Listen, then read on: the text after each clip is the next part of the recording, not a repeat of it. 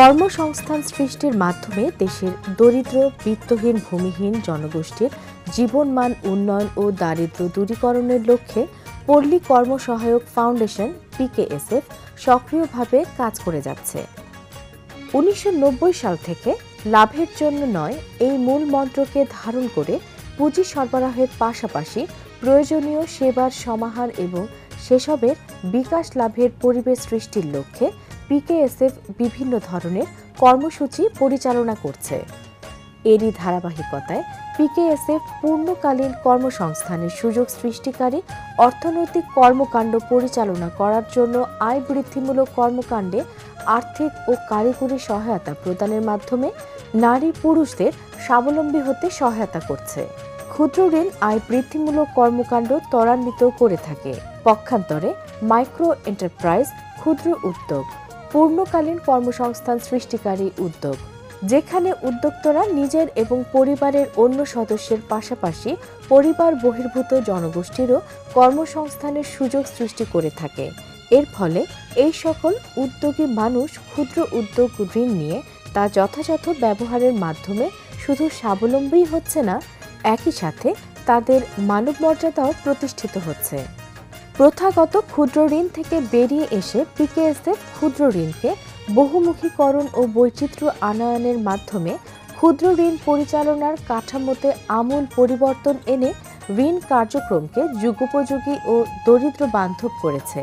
কর্মসংস্থানের লক্ষ্যে পুঁজি সরবরাহের মাধ্যমে গ্রামাঞ্চলে কাজ শুরু করলেও পরবর্তীতে শহরাঞ্চলেও বিভিন্ন উৎপাদনমুখী ও সেবামূলক কার্যক্রমের জন্য অর্থ যোগানে পিকেএসএফ বিশেষ অবদান রাখছে। ক্ষুদ্র উদ্যোক্তাদের পণ্য সামগ্রীর মানোন্নয়ন ও নানাবিধ ব্যবসায়িক উন্নতি সাধনের জন্য বিভিন্ন প্রশিক্ষণ, হাতে কলমে কারিগরি সহযোগিতা এবং ব্যবসায়িক পরিবেশ তৈরি করে বেকার ও দরিদ্র জনগোষ্ঠীকে কর্মে ফিরিয়ে আনার প্রচেষ্টা গ্রহণ করে পিকেএসএফ, যার ফলে বিভিন্ন উদ্যোগী মানুষ শুধু নিজেদেরই ভাগ্যের চাকাকে পরিবর্তনই করেননি, অন্য উদ্যোক্তাদের কাছেও হয়েছেন দৃষ্টান্ত।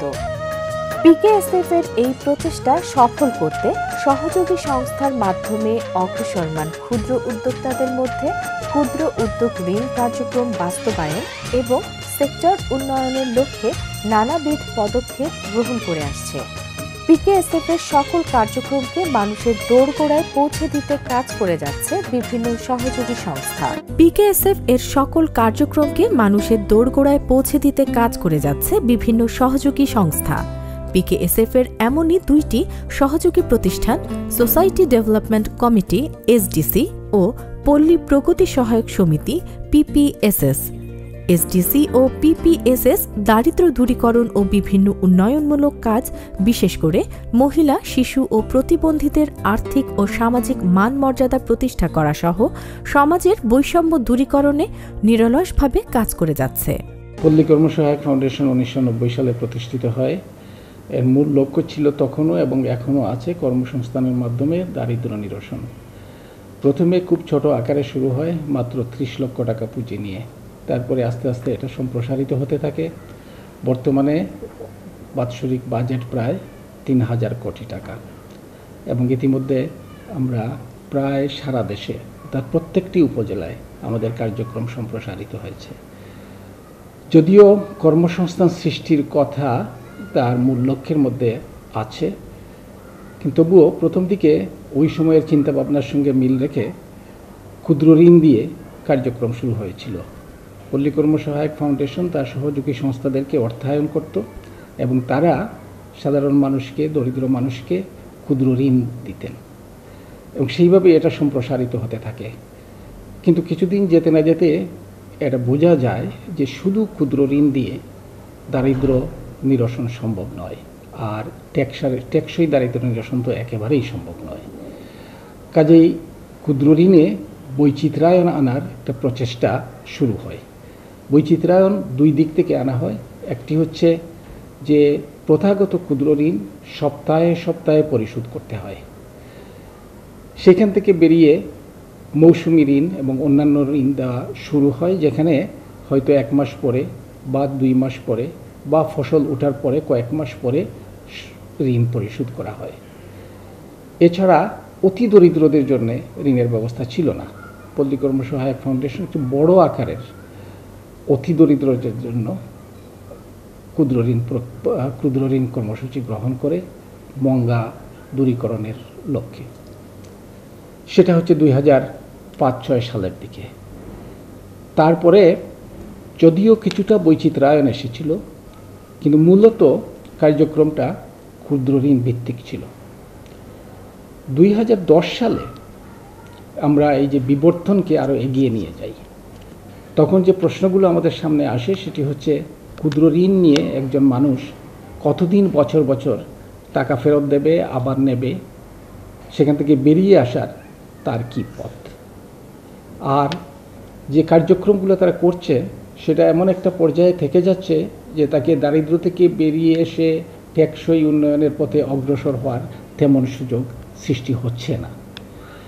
সেজন্যে আমরা এখান থেকে যে চিন্তা ভাবনা করে যে বিষয়টি নির্ধারণ করলাম সেটি হচ্ছে যে মানুষকে কেন্দ্র করে উন্নয়ন ঘটাতে হবে, মানুষকে কেন্দ্র করে পল্লী কর্মসহায়ক ফাউন্ডেশনের কার্যক্রম বিন্যাস করতে হবে।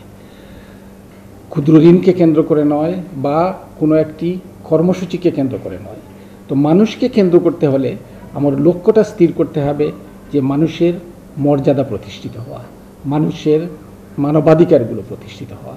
এবং সেজন্য আমরা শুরু করলাম সমৃদ্ধি, যেখানে আমরা শিক্ষা, স্বাস্থ্য, তারপরে পুষ্টি সব দিক বিবেচনায় নিয়ে তাকে উৎপাদন যেমন হবে, তার সামাজিক উন্নয়ন তেমন হবে, সামাজিক পুঁজি গঠন হবে, তার যে সাংস্কৃতিক বিকাশ সেইটা ঘটবে, মানুষের সঙ্গে সম্পর্ক স্থাপিত হবে, তার অবকাঠামো তৈরি হবে, তার স্বাস্থ্যসেবা তৈরি হবে, স্বাস্থ্যসেবার বিষয়গুলি, এই সবগুলোকে নিয়ে এসে আমরা মানুষকে একটা মানবতার যে দিকটা, তার মানুষকে মানুষ হিসেবে বেঁচে থাকার যে দিকটা, সেটাকে আমরা একেবারে সামনে নিয়ে আসি। এখন আমরা সেই ধরনের কার্যক্রম 43টা ইউনিয়নে চালাচ্ছি। আরও আমরা লক্ষ্য করলাম যে এর সবচেয়ে মূলে আছে যে বিষয়টি, সেটি হচ্ছে শিক্ষা, প্রশিক্ষণ, স্বাস্থ্যসেবা এবং পুষ্টি। সুতরাং আমরা ইতিমধ্যেই আরও 100টি ইউনিয়নে এই কার্যক্রমটি শুরু করেছি।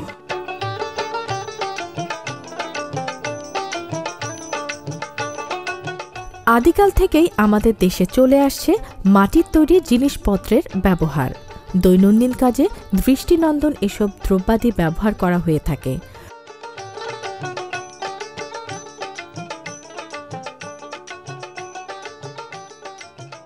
সময়ের পরিবর্তনের সাথে সাথে মাটির তৈরির এসব জিনিসপত্রের ব্যবহার কমেনি, বরং তা বেড়েছে। ব্যবহার বাড়লেও অধিক খাটুনি আর অল্প আয় হওয়ার জন্যই অনেকেই এই ব্যবসা থেকে মুখ ফিরিয়ে নিচ্ছে। এমন সময় পিকেএসএফ তাদের সহযোগী সংস্থার মাধ্যমে কারিগরি প্রশিক্ষণ ও আর্থিক সহায়তার মাধ্যমে ভঙ্গুর এই শিল্পকে পুনরুজ্জীবিত করছে, যার ফলে অনেকেই আবার সফলভাবে ঘুরে দাঁড়াতে সক্ষম হয়েছে। ফরিদপুর জেলার মধুখালী বাগবাড়ি গ্রামের 25টি পরিবার আজ ঘুরে দাঁড়িয়েছে মাটির তৈরি বিভিন্ন দ্রব্যাদি তৈরি করে। এই গ্রামের এমনই এক সংগ্রামী গৃহবধূর নাম উর্মিলা রানী পাল। পরিশ্রম ও একাগ্রতার মাধ্যমে কাজ করলে ভাগ্যের পরিবর্তন হয়, তার উজ্জ্বল দৃষ্টান্ত উর্মিলা রানী। 2000 সালে উর্মিলা রানী পালের বিয়ে হয় বাগবাড়ি গ্রামের আনন্দ পালের সাথে। আনন্দ পালের 9 জন সদস্যের যৌথ পরিবার। সংসারে তেমন আয় রোজগার নেই, অভাব অনটন সবসময় লেগেই থাকে। সংসারের বড় ছেলে হিসেবে পুরো সংসারের দায়িত্বই অনেকটা তার উপরেই এসে পড়ে। উর্মিলা রানী তখন নতুন বউ। অনেক চিন্তা তার মাথায় আসে, কিন্তু সাহস নিয়ে কাউকে কিছু বলতে পারে না। তবে সব সময় সে একটা কথাই ভাবে, কিভাবে এই অভাব থেকে মুক্তি পাওয়া যায়। সংসারের অসচ্ছলতা দূর করতে স্বামী স্ত্রী দুজনে মিলেই অন্যের বাড়িতে হাঁড়ি-পাতিল তৈরির কাজ শুরু করেন। উর্মিলার স্বপ্ন, যদি নিজেদের কিছু পুঁজি থাকতো তাহলে নিজেদের বাড়িতে বসে হাঁড়ি-পাতিল তৈরি করা যেত, তাতে সংসারের আয় রোজগার কিছুটা হলেও বাড়ত। বিষয়টি নিয়ে উর্মিলা মাঝে মাঝেই স্বামীর সাথে আলোচনা করেছেন, কিন্তু পুঁজি না থাকায় স্বামী আনন্দপাল শুধু বউয়ের কথা শুনেছেন আর দীর্ঘশ্বাস ফেলেছেন, কারণ উর্মিলা তার মনের কথাই বলছেন। এমন সময় এসডিসির মাঠ কর্মীদের সাথে যোগাযোগ হয় তার। এসডিসির কর্মীরা তার কথা শুনে আনন্দ পালের পাশে এসে দাঁড়ায়, যেমনটি আধার রাতে চাঁদের হাসি। উর্মিলা রানী প্রয়োজনীয় প্রশিক্ষণ ও কারিগরি সহায়তা পান। উর্মিলা রানী মাটির তৈরি তৈজসপত্রের জন্য সেমি অটোমেটিক মেশিন ও বিভিন্ন প্রকার ডাইস ক্রয় করেন। মেশিন ও ডাইসের মাধ্যমে তিনি হরেক রকমের কয়েলদানি, ওয়ালম্যাট, মাটির ডিনার সেট, ফ্লাওয়ার ভাস, মাটির অলংকার, ছাইদানি, মাটির প্লেট ও গ্লাস এবং বিভিন্ন ধরনের ঘরের শোভা বর্ধনকারী দ্রব্যাদি তৈরি করেন। এই সকল জিনিসপত্র তিনি দেশের বিভিন্ন জায়গায় শোরুমগুলিতে বিক্রি করেন। মৃৎশিল্পের চাহিদা বৃদ্ধি পাওয়ায় তার ব্যবসা প্রসার ঘটতে থাকে এবং অধিক হারে মুনাফা হতে থাকে। আমরা এই কাজ করি বা পূর্বপুরুষের থেকে আমাদের এই মৃৎশিল্পর কাজ, এবং এই কাজটা ঠিক না, আমরা মাটির থেকে হাঁড়ি কলস তৈরি এগুলো করতাম। এখন আমাদের এই কাজটা ছেড়ে আমরা এই কাজটা এখন করছি। এই মালটার নাম হলো পটারি মাল, আমরা দিয়েছি পটারি মাল তৈরি করি, বা আমাদের এই মালটা তৈরি করাতে আমরা খুব ভালো, সবাই ভালো। আমরা যে কয়টা মেশিন, আমরা 15টা মেশিন আমাদের এই গ্রামে আসছে, আমরা সবাই এই মেশিনে কাজ করি, বা এই কাজে আমাদের খুবই ভালো হচ্ছে। বা আগে টুকটাক যেভাবে চলে, এখন আমাদের মার্কেটিং অনেক বাইরে চলে গেছে, এবং আমরা আরও চাচ্ছি যে আমাদের এই মার্কেটিংটা আরও বাইরে যাক, দেশ বিদেশে গেলে আরও ভালো হয়। আমরা মার্কেটিংটা পেলে মালের চাহিদা থাকবে, আমরা মালটা বিক্রি করতে পারবো ভালো, বা এবং অনেক আরও দাম যদি আরও বেড়াতে পারি আরও ভালো হবে। কারণ যে খড়ির দাম, যে মাটির দাম, কারণ মাটিতে অনেক আমাদের খরচ, এভাবে খরচ করে আমরা আরও করতে পারলে আমাদের আরও উন্নত হবে। বা আমরা এইতে কাজটা করে আমরা আগে যে পরিবেশে ছিলাম, এখন তার চেয়ে পরিবেশ আমাদের অনেক ভালো বা উন্নত। এসডিসি থেকে আমাদের এই প্রশিক্ষণটা দিয়েছে, বা আমাদের শিখাইছে এই কাজটা, তারা আমাদের এখানে আগে আসছেন বা আমাদেরকে সহযোগিতা করছেন, তা ওই এসডিসির থেকেই। এখন অনেক আমাদের সুখটা অনেক ভালো, খালি আমার না, আমরা যে কয়টা পরিবার কাজ করি প্রত্যেকেই ভালো। কুমারপাড়ার এখন সেই আগের চিত্র নেই। যেখানে আগে গতানুগতিক মাটির জিনিস বানানো হতো, সেখানে যুগের চাহিদা অনুযায়ী তৈরি হচ্ছে নানা তৈজসপত্র। পুরনো ধারার পরিবর্তে নতুন ধারার সৃষ্টি হয়েছে, আর এই শিল্প বিকশিত করার পিছনে অবদান রেখে চলেছে পিকেএসএফ এর অর্থায়নে পরিচালিত এসডিসি। আগে এই ঘূর্ণির মাধ্যমে মাটিকে চিপিয়ে তৈরি হতো নানা দ্রব্যাদি। এতে শ্রম আর সময় বেশি লাগে। সময় বদলেছে, এসেছে এই সেমি অটো মেশিন। এতে সময় ও শ্রম অনেক কম লাগে।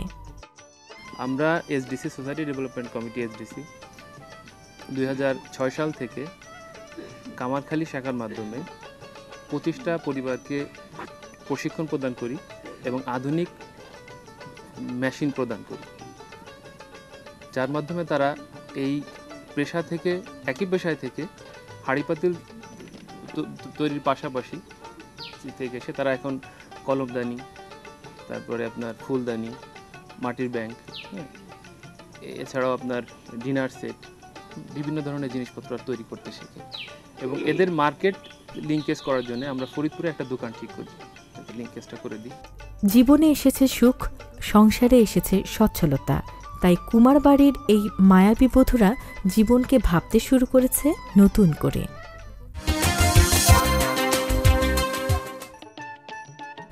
প্রাচীনকাল থেকেই আমাদের দেশে কিছু মানুষ জীবিকা নির্বাহের জন্য বাঁশ ও বেতের কাজ করে। তাদের নিপুণ হাতের ছোঁয়ায় সুবাধনে তৈরি হয় গৃহস্থালির বিভিন্ন সামগ্রী। অনন্য শৈল্পিক এই সমস্ত দ্রব্যাদি প্রত্যন্ত গ্রাম থেকে শুরু করে শহরের বিত্তশালীদের সাজঘরের নকশামণ্ডিত হয়ে শোভা পায়। দৃষ্টিনন্দন এই শিল্পের কারিগরদের জীবন বেশ কষ্টের।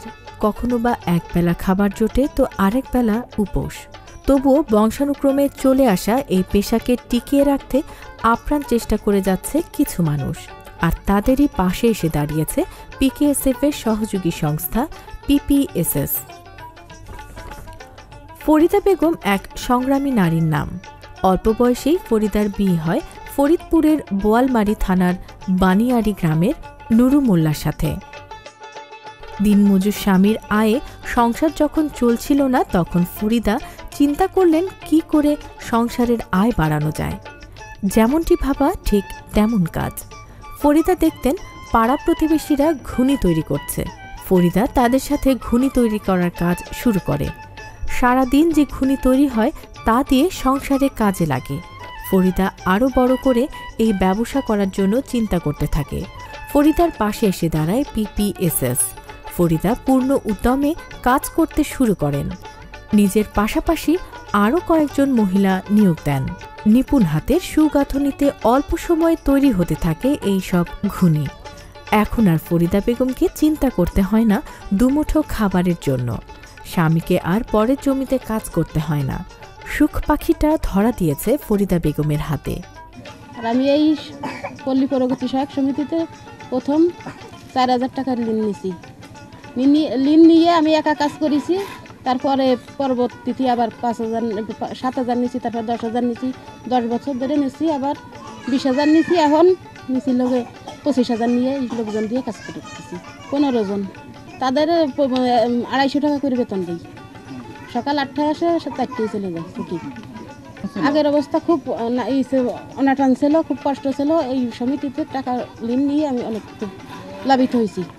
2টা মেয়ে বিয়ে দিছি, ঘর বাড়ি করেছি, বাজারের দোকানে চাউলের ব্যবসা করে, আবার এই লোকজন নিয়ে কাজ করি। করে টরে আমি খুব উন্নত আছি। মালিক বিরে খুব শ্রদ্ধা করে, খুব সম্মান করে। আগে খুব অনাটন ছিল, শ্রদ্ধা করতো না, মানতো না কেউ। খুব আনন্দ আছে, আমরা লোকজন নিয়ে খুব আনন্দ আছি। ফরিদা বেগম কারিগর থেকে এখন একজন উদ্যোক্তা। তার এই সফলতায় আমরাও আনন্দিত। এই গ্রামের এমনই অনেক নারীকে শ্রমিক থেকে করেছে উদ্যোক্তা, আর তাদের সংসারে এসেছে সচ্ছলতা। পিকেএসএফ এর ছোঁয়ায় হতদরিদ্র নারীরা আজ জীবনকে সাজিয়েছে রঙিনভাবে। সমাজে বেড়েছে তাদের মর্যাদা।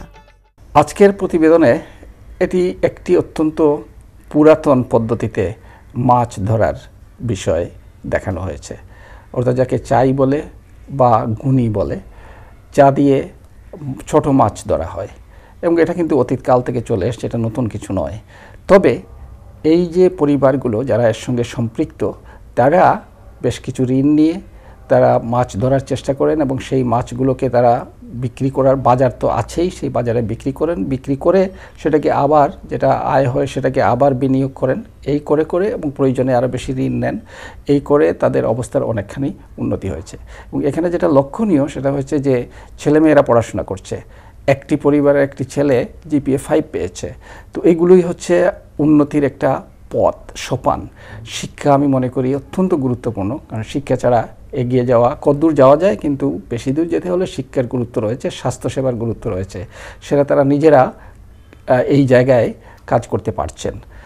অবশ্যই সহায়তা লাগবে। পল্লী কর্ম সহায়ক ফাউন্ডেশন এই কর্মকাণ্ডকে আরও টেকসই করে তুলবে, সেটাই আমি আশা করছি, এবং এই পরিবারগুলো আস্তে আস্তে স্বাবলম্বী হয়ে উঠবে, যাতে তাদের ভবিষ্যৎটা সুন্দরভাবে গড়ে ওঠে। পিকেএসএফ প্রথাগত ঋণ কার্যক্রমের বাইরে এসে গ্রামীণ জনগোষ্ঠীর জীবনমান উন্নয়নে টেকসই প্রযুক্তি ব্যবহারের মাধ্যমে দরিদ্র এই জনগোষ্ঠীকে বিভিন্ন সময়ে কারিগরি প্রশিক্ষণ ও আর্থিক সহায়তা দিয়ে উদ্যোক্তা তৈরিতে সহায়তা করছে। তাদের এই প্রয়াসে সারা দেশের উদ্যোগী মানুষগুলো আজ সফলতার মুখ দেখছেন। দরিদ্র মানুষগুলো দারিদ্র্যের বেড়াজাল থেকে বেরিয়ে নিজেদেরকে মানব মর্যাদায় টেকসইভাবে প্রতিষ্ঠিত করতে পারে, সেই প্রয়াস নিয়েছে পিকেএসএফ। পিকেএসএফ এর এই প্রয়াস বাংলাদেশকে সুখী সমৃদ্ধ দেশে পরিণত করতে সক্ষম হবে।